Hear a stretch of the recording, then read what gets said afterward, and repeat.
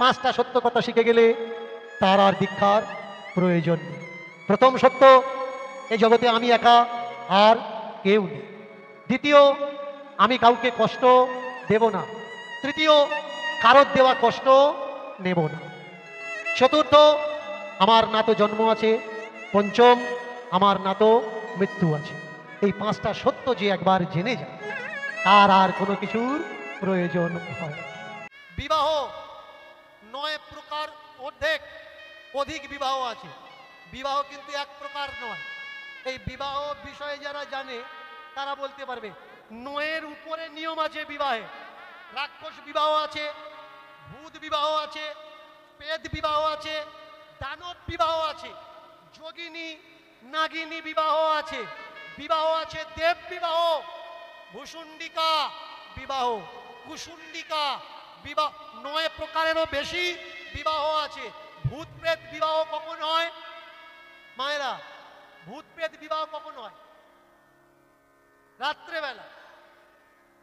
এবার আপনারা যারা বিয়ে করেছেন দিনের বেলা করেছেন না রাত্রিবেলা করেছেন? রাত্রিরে করেছেন। কখনো জিজ্ঞেস করেছেন বাবা রাত্রিরে বিয়ে করব কেন? প্রশ্ন করিনি, জানতে পারিনি। ভালো করে মন দিয়ে শুনুন, যাদের যাদের জানার ইচ্ছা আছে। আমাদের সনাতন ধর্মে রাত্রে বিবাহের নিয়ম ছিল না। বিবাহের নিয়ম কখন?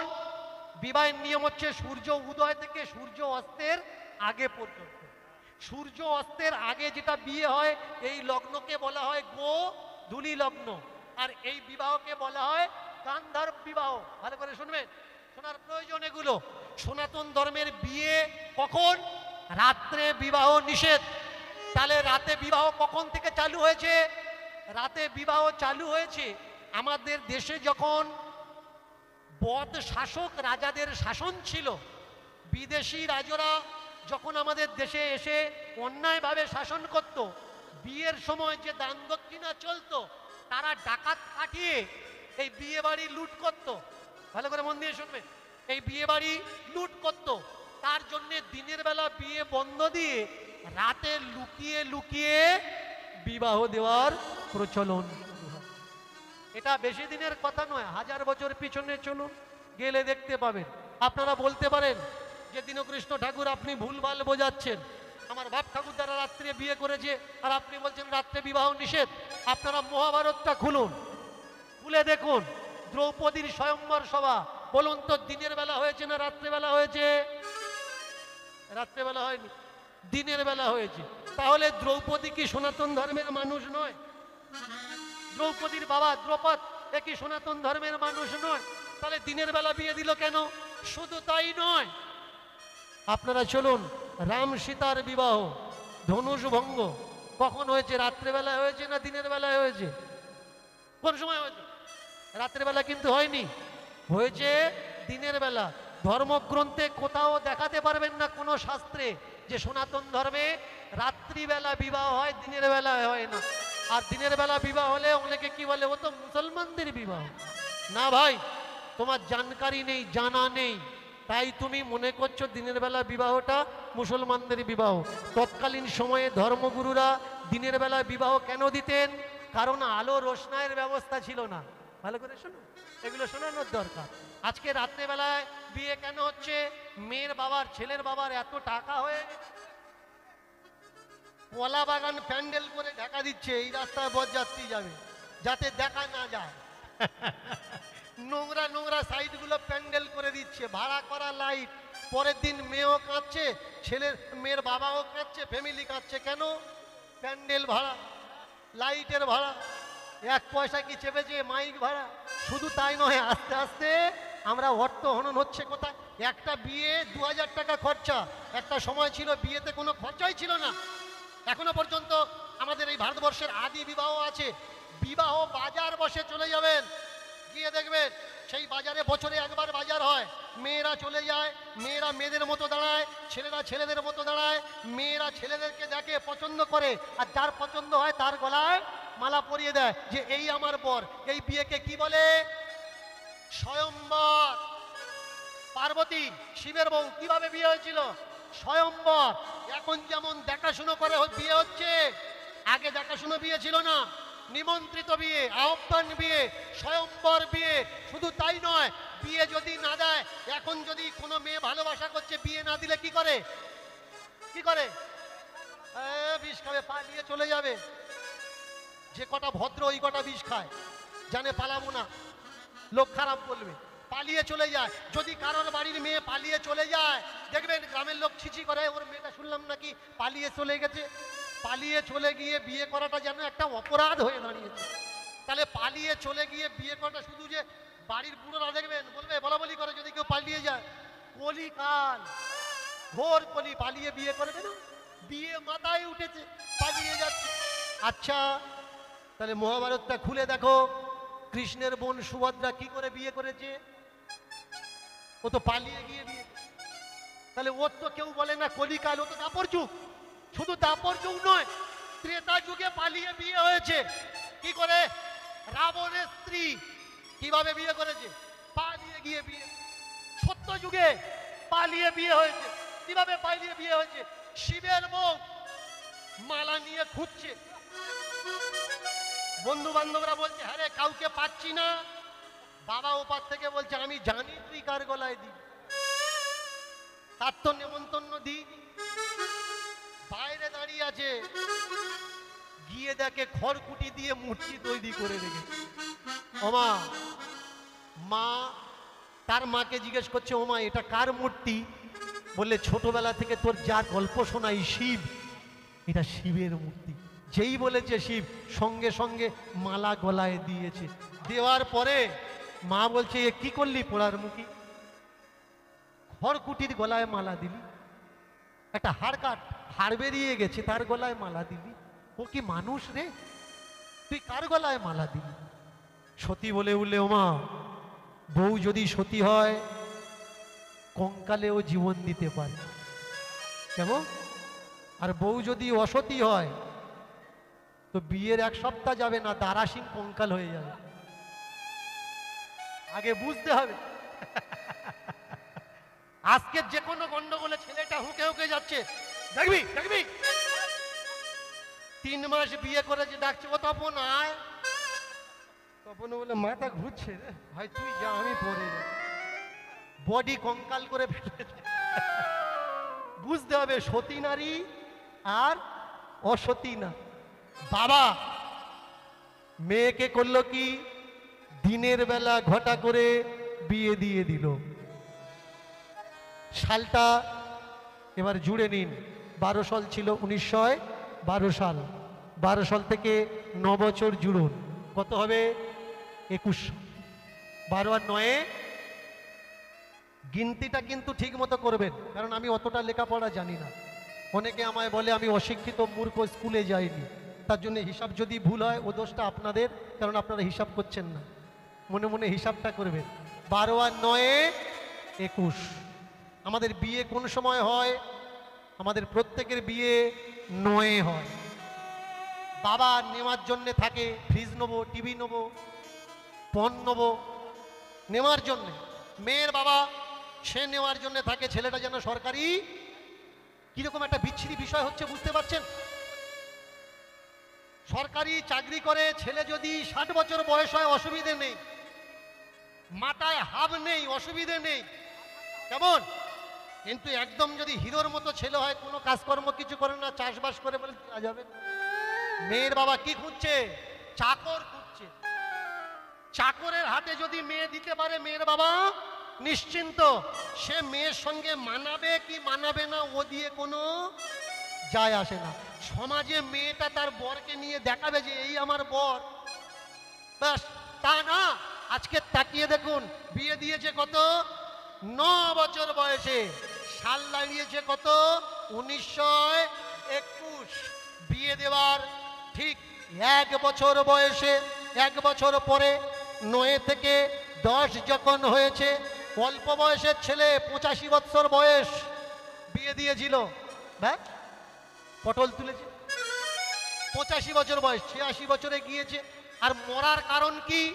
তৎকালীন সময়ে মানুষ মনে করতে বাড়ির একটা মেয়ে যদি ব্রাহ্মণের সঙ্গে বিয়ে দিই, ব্রাহ্মণের সঙ্গে মেয়ে দান করা মানে পুরো ফ্যামিলি স্বর্গে যাবে। এবার বিয়ে কিভাবে করতো? এই যেমন আজকের বর্তমানে এলআইসি করা হয়, পাড়ায় পাড়ায় দেখবেন এলআইসি এজেন্টরা ঘরে, যে কোনো ভাবে বুঝিয়ে বাজিয়ে কানে ঢুকিয়ে দিয়ে খাতা খুলতে পারলে হয়। এলআইসিতে টাকা দেওয়ার সময় কিন্তু কোনো সমস্যা নেই, যেভাবে দেবেন আপনার টাকা চলে যাবে। সমস্যা কোন জায়গায়? তোলার সময়। এলআইসি পার্টিদের আবার রাগ হতে পারে যে আমাদের সম্বন্ধে বল, সত্যি এটা আমরা তো ইন্স্যুরেন্স বাগারা করি, গাড়ি নিই, ক্লেম যখন ঠুকি আপনার হাঁটিয়ে হাঁটিয়ে পাঁচ চামড়া মেরে দেবে, ক্লেম দেবে না। কিন্তু টাকা নেওয়ার সময় 1 সেকেন্ড লাগবে না, আপনার কাগজ কমপ্লিট হয়ে যাবে।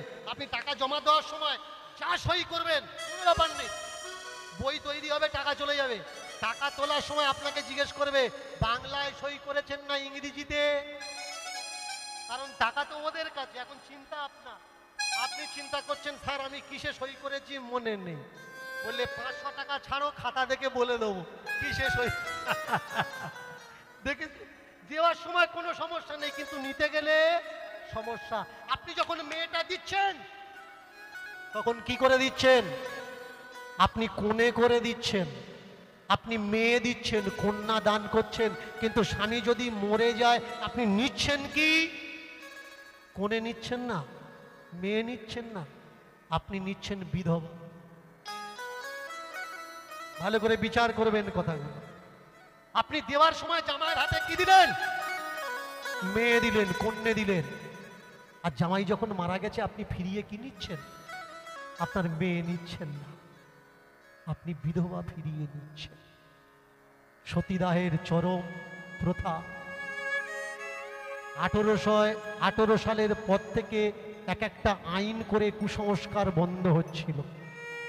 ভালো করে শুনবেন, রাজা রামমোহনের মূল নেতৃত্বে সতীদাহ প্রথা বন্ধ হলেও সর্বভারতে লাগু হয়নি আইন করে, শুধুমাত্র বাংলায় লাগু হয়েছে। রাজীব গান্ধীর আমলে রাজীব গান্ধী এই আইনকে সর্বভারতীয় আইন বলে প্রকাশ আইন পাশ করিয়েছেন। তবে গিয়ে সমস্ত ভারতবর্ষে সতীদাহ প্রথা বন্ধ হয়েছে। আর এই আজকের যে আপনারা নাচানাচি করছেন না একাদশী একাদশী করে, এই একাদশী হচ্ছে বিধবাদের ব্রত। আগুনি পুড়িয়ে মারা যখন বন্ধ হলো, তারপরে এদের তো কোনো প্রকারে মারতে হবে। মারার মূল কারণ হচ্ছে একাদশী ব্রত। এর জন্য বলি জানুন না, পরের কথা শুনছেন আর মনে করছেন একাদশী করে স্বর্গে চলে যাবে। আচ্ছা, তাই কখনো হয়? এগুলো আমার কথা নয়, এটা ইতিহাসের কথা। যারা তোমরা বার করছো নাকে নাকে, একটু মন দিয়ে শোনো। বিষ্ণু সংহিতা, ভগবান বিষ্ণু তিনি নিজে বলছেন, স্বামী বেঁচে থাকতে যদি কোনো স্ত্রী অনিদ্রা অনাহারে না খেয়ে যদি কোনো ব্রত পালন করে, মৃত্যুর পরে সে নরকে যাবে। শুধু একা নরকে যাবে না, তার স্বামীকে সঙ্গে নিয়ে যাবে। এবার না খেয়ে একাদশী করবেন কি করবেন না ওটা আপনার। আমাকে অনেকে বলতে পারো বাবা তাহলে আগে বলোনি, আমরা তো একাদশী করি, তোমরা কখনো জিজ্ঞেসও করোনি। তাহলে আজকের কেন বলছো? আজকের দায় ঠেকেছে আমার, কারণ বছরে আমি একবার আসি, এই বাড়িটায় আসি। এক বছর না, আমি অনেক বছর আসি। সকালে দীক্ষার ব্যবস্থা থাকে, দীক্ষা দিই, আর সন্ধ্যার সময় আমি কীর্তন করি। আসে এখানে বহু মানুষ যারা আমার থেকে দীক্ষা নিয়েছে আমাকে খারাপ বলে। কেন বলে জানেন? দীক্ষার সময় 501 টাকা 1001 টাকা তাদের থেকে নিইনি, ফ্রিতে দীক্ষা দিয়েছি। এই জায়গাটা এসে ফ্রি অফ কস্ট ও আমাকে সামথিং তেল খরচা দেয় গাড়ি, সেই গাড়ির তেল খরচা নিয়ে আমি কীর্তন করি। আমি আমার পাথেও কখনো দাবি করিনি। এতগুলো শিষ্য আছে, বছরে একবার কাউ কাছে এসে বলিনি যে বাবা 1001 টাকা দিয়ে আমার বাড়িতে আমি অনুষ্ঠান করব। আমি যদি বছরে একবার আসতে পারতাম, এদের থেকে চাল ডাল কলা জামা জুতো যদি নিতে পারতাম, বউ নিয়ে এসে বাম্মা নিয়ে এসে 2-4 দিন করে এদের বাড়ি থেকে খেয়ে দুর্গা পুজোর আগে যদি জামা কাপড়টা নিয়ে যেতে পারতাম, এরা আমাকে অবশ্যই ভালো গুরু বলতো। আজকের আমি এখানে এসে যেচে কেন বলছি? এই জন্যে বলছি যে বছরে আমি একবার আসি, তোমরা সারা বছর আমাকে দেখতে নাও পেলে এই এক বছরে অন্তত 4টে ঘন্টা 3টে ঘন্টা আমার কাছে দাও। জীবন তোমাদের পরিবর্তন হয়ে যাবে। কেউ তোমাদের বাঁধতে পারবে না, কেউ তোমাদের আটকাতে পারবে না, কেউ তোমাদের অন্ধকারে ডুবিয়ে রাখতে পারবে না, কেউ তোমাদের অন্ধ করে রাখতে পারবে না। না, এই পৃথিবীতে ঠিক তাই, যারা ভালো কাজ করতে পারে না তারা ডাইরেকশন দিতে পারে, কিন্তু যারা ভালো কাজ করতে পারে, সমাজের মঙ্গল করতে পারে, তারা নিজের সর্বস্ব বিলিয়ে দিয়ে মানুষের মঙ্গল কামনা করে।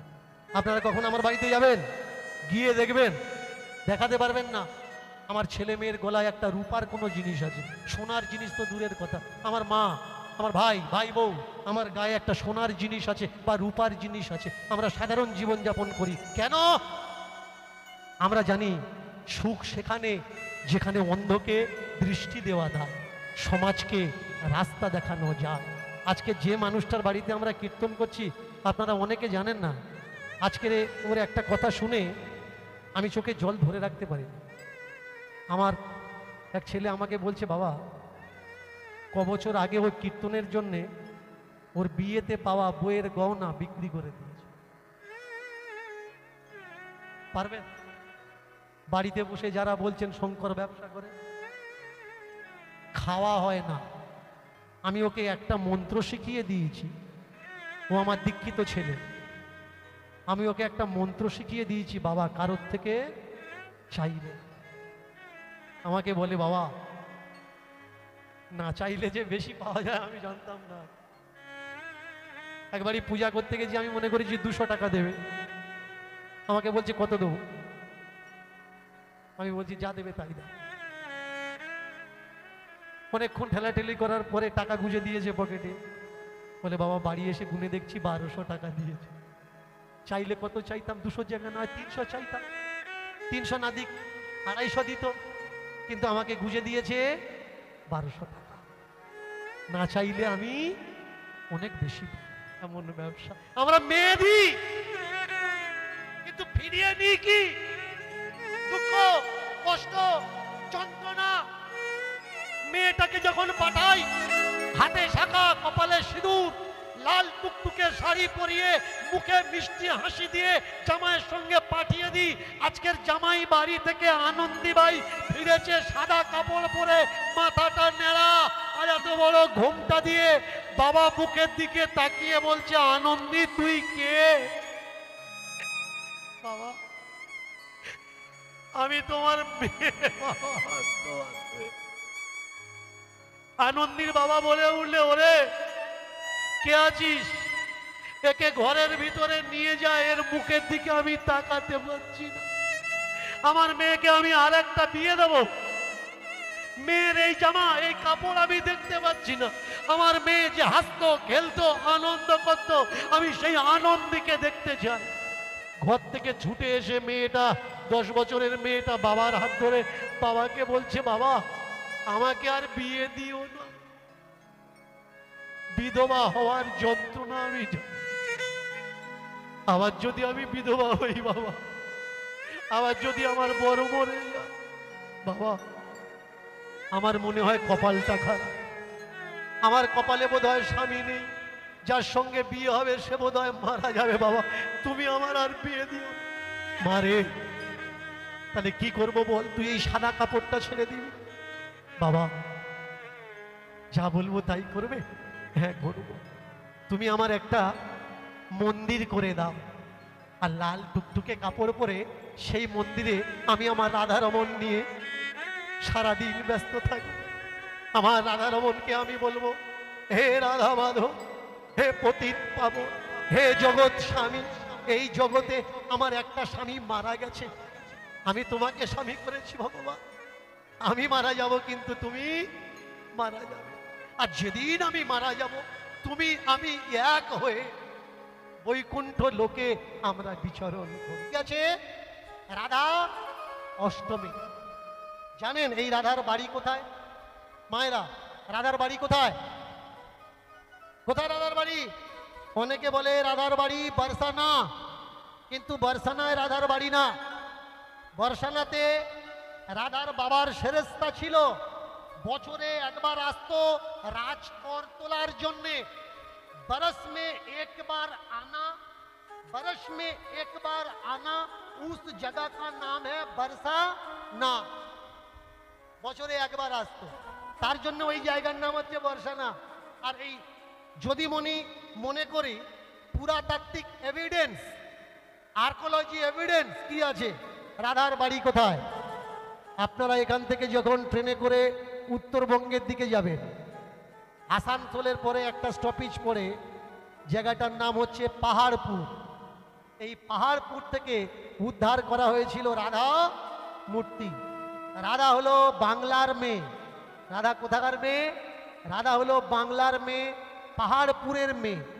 কোনো গবেষকদের মতে, পুরাতাত্ত্বিকদের মতে ইউপি রাধা আর বাংলার রাধা দুটো আলাদা, কিন্তু আর্কোলজি এভিডেন্স বাংলার রাধাকে খোঁজ দেয়, ইউপি উত্তরপ্রদেশে রাধার কোনো চিহ্ন পাওয়া যায় না।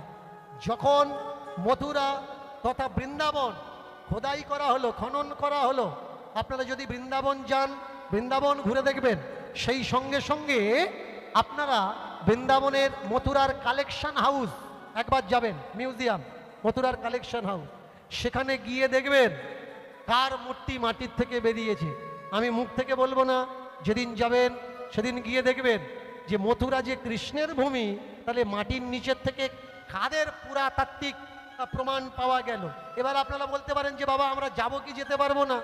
আপনি বলে দিন, প্রত্যেক বাড়িতে এখন মোবাইল আছে, অ্যান্ড্রয়েড মোবাইল আছে, তার সঙ্গে নেট রিচার্জ আছে, নেট কানেক্ট আছে। নেটে কখনো সার্চ করে নিও মথুরার কালেকশন হাউস, সেখানে ছবিগুলো দেখে নিও, ভিডিওগুলো দেখে নিও যে মাটির নিচে খোদাই করার পরে কাকে পাওয়া গেল, তাহলে বোঝা যাবে সত্য কোনটা আর মিথ্যে কোনটা। পাহাড়পুরে রাধা পূজা পেল আমাদের বঙ্গের ভাব কবিদের জন্য। ভাবুক কবিরা যদি না থাকতো, এই রাধা কৃষ্ণের প্রেম, রাধা বলে যে কেউ আছে, কৃষ্ণ বলে যে কেউ আছে, আমরা জানতে পারতাম না। কোনো বেদ পুরাণে আপনি দেখাতে পারবেন না রাধা আছে। ভগবান গীতা বলেছেন, সেই গীতার একটা শ্লোকে দেখাতে পারবেন না রাধা আছে। মহাভারত একটা শ্লোকে দেখাতে পারবেন না রাধা আছে। ভাগবত একটা শ্লোকে দেখাতে পারবেন না সেখানে রাধার উল্লেখ আছে। শুধুমাত্র রাধা কৃষ্ণ প্রেম চরিত্রে গিয়ে রাধার অনুসন্ধান পাওয়া যায়। সেটা কাদের জন্যে? বিদ্যাবতীর জন্যে। সেটা কাদের জন্যে? সেটা আমাদের বীরভূমের কবিদের জন্যে, চণ্ডীদাস কবির জন্যে, তা না হলে আমরা জানতেই পারতাম না। এবার যদি আসি কৃষ্ণ, যে কৃষ্ণ কৃষ্ণ করে আমরা নাচানাচি করছি, এই কৃষ্ণের বাড়ি কোথায়? ইউপিতে নাকি বাংলা? এই জায়গায় বড় একটা তর্ক শুরু হয়ে যাবে। আবার অনেকে বলতে পারে ইউপির কৃষ্ণ বাংলার কৃষ্ণ বানিয়ে দিচ্ছে। না ভাই, এটা আমার কথা নয়। বসুদেব কৃষ্ণ। আপনারা যে গঙ্গাসাগর যান, এই গঙ্গাসাগর, যে জন্যে গঙ্গাসাগর খ্যাত, সেই ঋষির নাম কি? ঋষি কপিল। কপিল ভগবান, 27 খানা ভগবানের এক ভগবান, এক অবতার কপিল ভগবান। আর এই কপিল ভগবানের ভাইয়ের নাম হচ্ছে কৃষ্ণ। বসুদেব কৃষ্ণ। এই কৃষ্ণ যে বসুদেব কৃষ্ণ, কপিল মুনির ভাই যে বসুদেব কৃষ্ণ, প্রমাণ কি আছে? গীতা খুলবেন, দেখবেন সেখানে স্পষ্ট উল্লেখ আছে, বসুদেবম স্বয়ং দেব, বসুদেবম সুতম দেব, कंस चानूर मर्दनम। এই কৃষ্ণ কোন কৃষ্ণ? বসুদেব কৃষ্ণ। আমরা আমাদের বাড়ির ছেলেকে এখনো পর্যন্ত চিনতে পারলাম না। যে শঙ্খ দর্শন পড়ে, যে শঙ্খ দর্শনের জ্ঞান অর্জন করে বুদ্ধের বোধিসত্ত্ব প্রাপ্ত হলো, কিন্তু যে শঙ্খ দর্শন যিনি লিখেছেন তার বাড়ির মানুষজন আমরা হয়ে আমাদের জ্ঞান দর্শন তো দূরের কথা, আমাদের ভিতরে মানবিকতার জন্ম এখনো পর্যন্ত হলো না। ওমা, শুনেছি তুমি নাকি ভগবানের সঙ্গে লীলা করো, তা ভগবানকে বলবে আমরা বড় নোংরা মানুষ, আমরা তার ভগবানের সঙ্গে লীলা করতে পারবো না। একটা অনুরোধ তার কাছে বলো না, যে সে যেন মরার সময় একবার চোখের সামনে এসে দাঁড়ায়, আমরা দেখবো আর মরবো। যে পাকে নেমেছি জানি না সেই পাক গায়ে থেকে তুলতে পারবো কিনা, কিন্তু যদি মরার সময় সামনে থাকে পাই, এই মানুষ সমাজ সবাই আমাদের পাকে নামিয়ে দিয়েছে, তাকে অন্তত তুমি বলো দেখা হলে যে মৃত্যুর সময় যেন একবার সামনে না। ওমা, কেউ আমাদের দীক্ষা দেয়নি, কেউ আমাদের শিক্ষা দেয়নি, আমরা নোংরা মানুষ বলে। আনন্দী বললে দীক্ষা? কি দীক্ষা? বলে ওমা, দীক্ষা নিলেই তবে তো এই পথে আসে। আনন্দী বলে তা তো জানি না, কই আমি তো দীক্ষা নিইনি এতদিন, তাই বুঝি দীক্ষার বুঝি প্রয়োজন আছে? আনন্দীও দীক্ষা নেয়নি, পতিতাও দীক্ষা নেই। পতিতা বললে মা, আমি কথা দিচ্ছি তোমার ঠিকানা তুমি বলো, ওই ঠিকানা শাড়ি আমি পৌঁছে দেবো। আর ভগবানকে তুমি গিয়ে বলো যে মরার সময় যেন আমরা একবার তাকে দেখতে পাই দুটো নয়নে। ফিরে এসছে বৃন্দাবন। এতদিন ভগবান ভগবান করছিল, তার সঙ্গে লীলা করছিল স্বপ্নের মাধ্যমে। এখন দীক্ষা, দীক্ষা নেওয়ার জন্য পাগল হয়েছে, গুরুকরণ করেছে। গুরুকরণ করে দীক্ষা গুরুকে জিজ্ঞাসা করছে, আচ্ছা গুরুদেব দীক্ষা নেয় কেন? গুরুদেব বলে উঠলে, দীক্ষা নেয় একা কিভাবে তুমি থাকতে পারবে সেই একা থাকার তৈরি করে দেওয়ার জন্য মানুষ দীক্ষা নেয়। একা কিভাবে তুমি থাকবে সেই একা যাতে থাকতে পারো, একা থাকলে তোমার দুঃখ না হয়, কষ্ট না হয়, তার জন্যে দীক্ষা নেই। আমার এত মানুষজন আছে, তাহলে আমি একা কেন থাকবো? শোনো, আজকের দিন তোমার একা থাকা লাগবে না, এখন তোমার সব আছে। যেদিন তুমি মৃত্যু শয্যায় শুয়ে পড়বে, চোখ কাউকে দেখতে পাবে না, কান আর কিছু শুনতে পারবে না, গায়ের স্পর্শ অনুভব অনুভূতি ব্রেন পর্যন্ত পৌঁছাবে না, সকলার থাকার সত্ত্বেও তুমি একা হয়ে যাবে। সেই একাকিত্বের জগতে গিয়ে যাতে তুমি একা থাকতে পারো, তার জন্য গুরু। গুরু মানুষ কেন করে? একাকিত্বের জগতের অনুসন্ধান, অনুধাবন। দীক্ষা নেওয়া এর মূল প্রধান, আর কিচ্ছু নেই।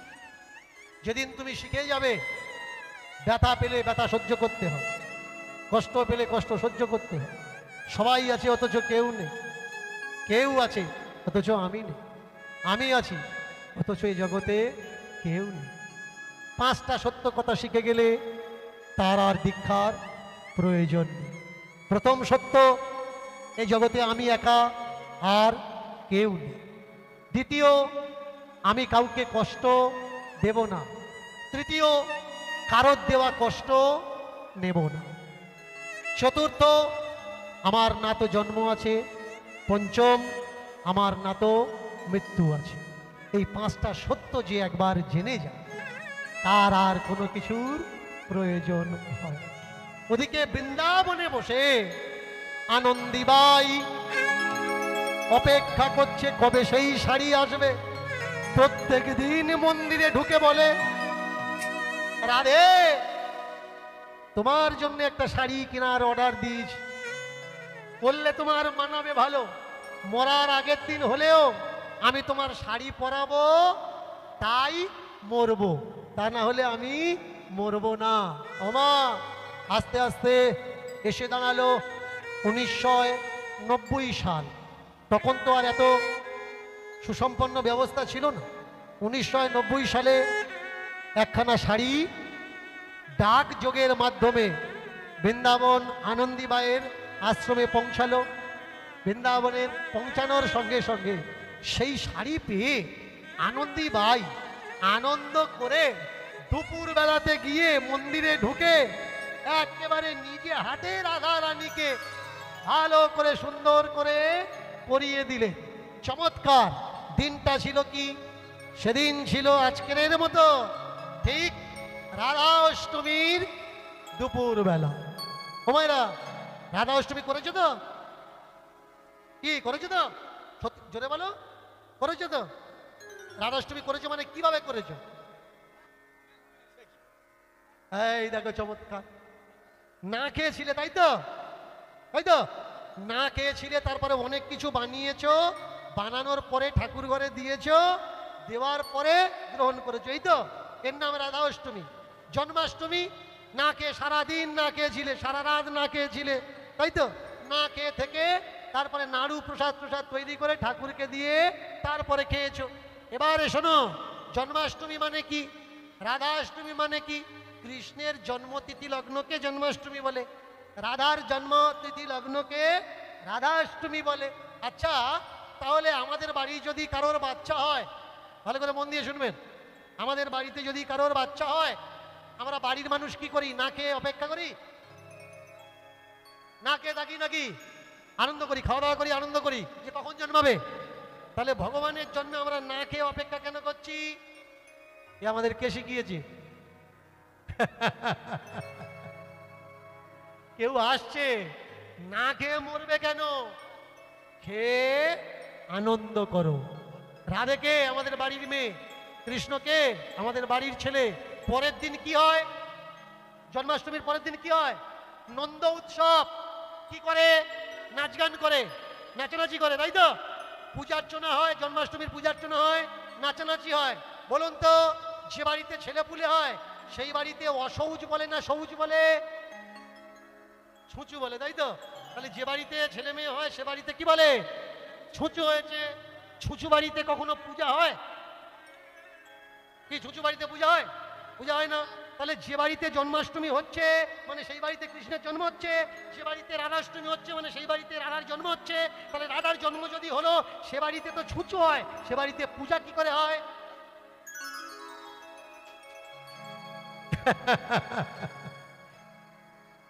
সময় হয়ে গেছে, আধ ঘন্টা বেশি হচ্ছে।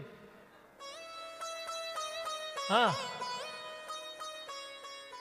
এই দেখেছো, আসন কেড়ে নিচ্ছে যে শেষ করো, আর দাঁড়িয়ে থেকো না।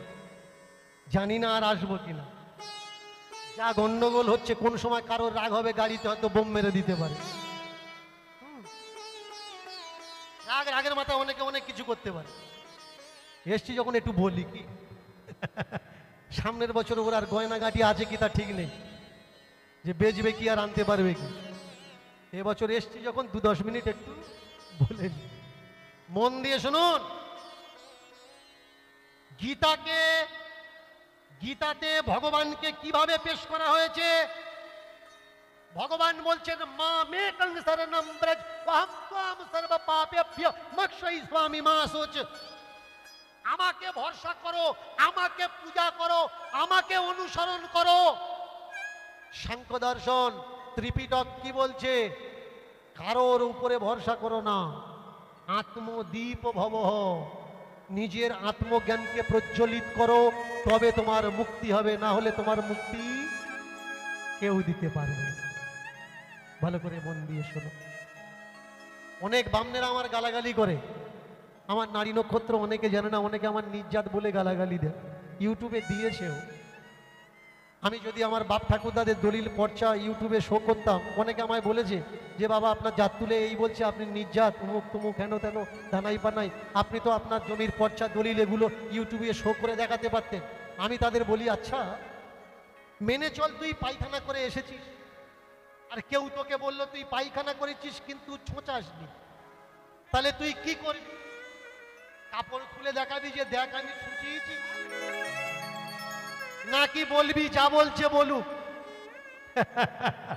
ওদের বলার কাজ ওরা বলুক, আমার করার কাজ আমি করে যাই।